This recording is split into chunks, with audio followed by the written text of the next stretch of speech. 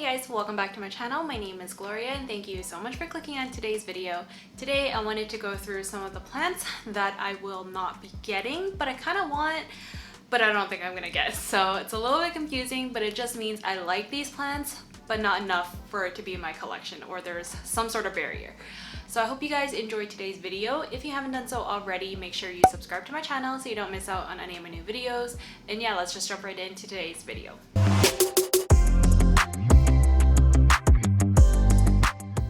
Okay, so I have a whole variety of plants here today. I'm going to be talking about Hoyas, prayer plants, aroids, succulents, literally a plant from like every group. So a little bit for everyone here, and yeah, let's just begin. The first plant I want to talk about is definitely this CALATHEA ZEBRINA.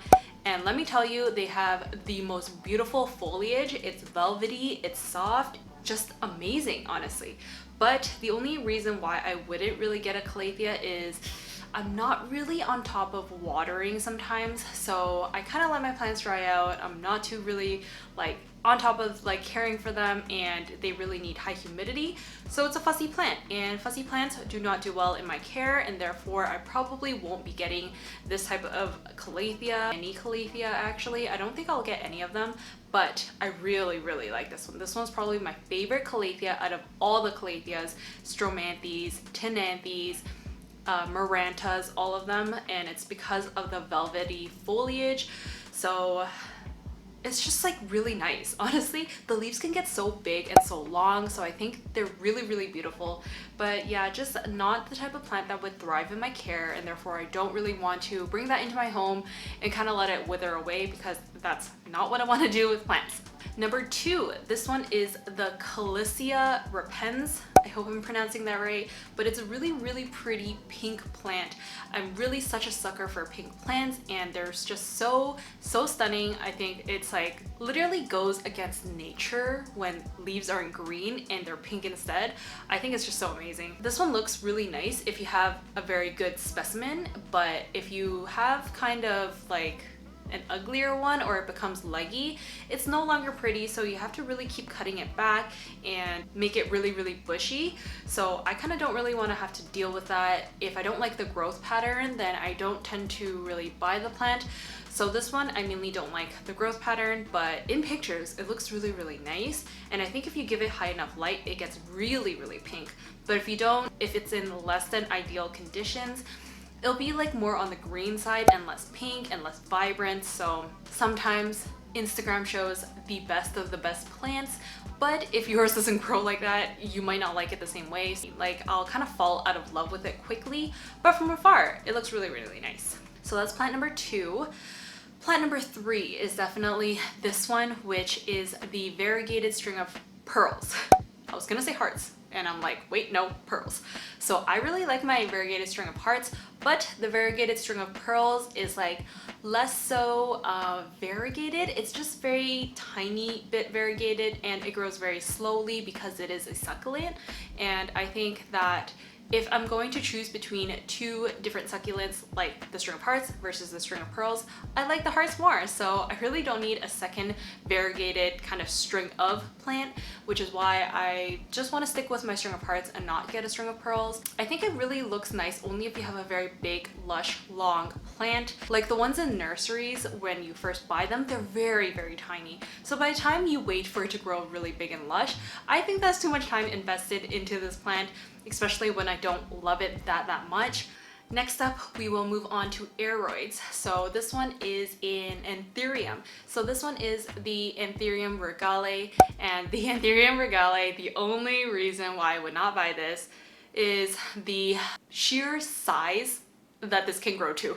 I'm a little bit afraid when plants can kind of get way too big when they're in my care, and if that's the case, I will run out of space, and then I'll get very stressed out, and then I'll have to sell the plant. So I don't think a regale is really meant for my collection. They grow really big leaves, so it could be like literally the size of your torso and be regal AF essentially. So I don't think I can get a regale in my collection, but they're so beautiful. The foliage is so stunning, and the veining is just absolutely out of this world. So If you have a regale, good for you. It means you have space, you have time, and it's thriving in your care, and congrats to you, because I clearly will not and do not have one.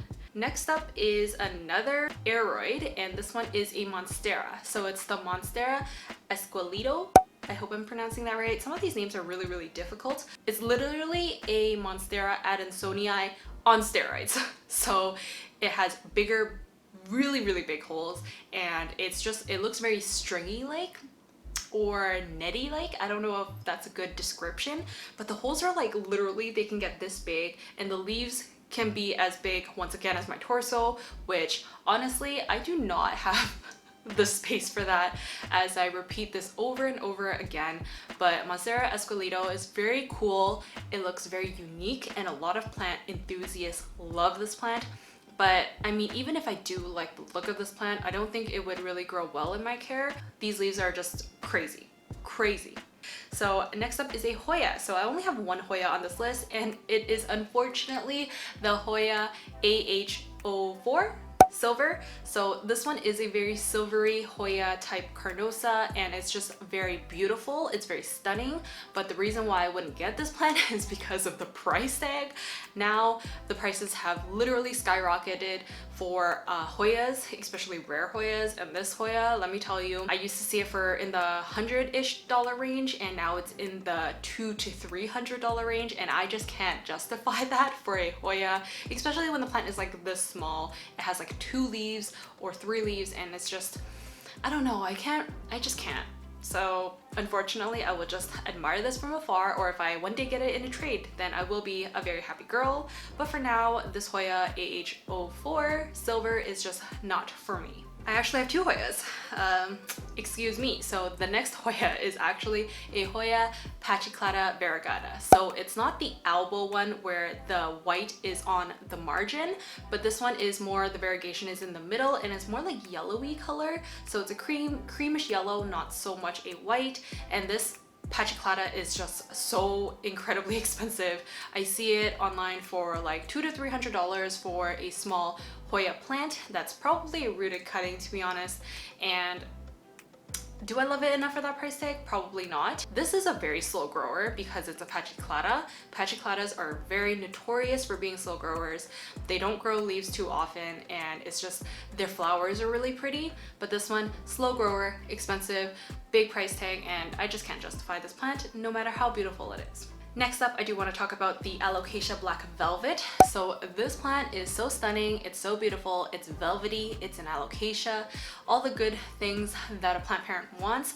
But unfortunately, even though the price tag is really good right now, so it's no longer considered rare, it's been mass produced, and I see these for like under $20 now, and I just don't think I'm meant for alocasias. So despite how much I love the foliage, I don't think I'll ever get an alocasia anymore, because I've had them in the past and they just don't do well in my care. So I figured that I would just admire these from afar once again and not add this to my collection, because it's too much stress to add plants to your collection when you know they're not going to do well. Okay, last 2 plants. This one is a RHAPHIDOPHORA tetrasperma, or RHAPHIDOPHORA tetrasperma. I don't really know how to say it.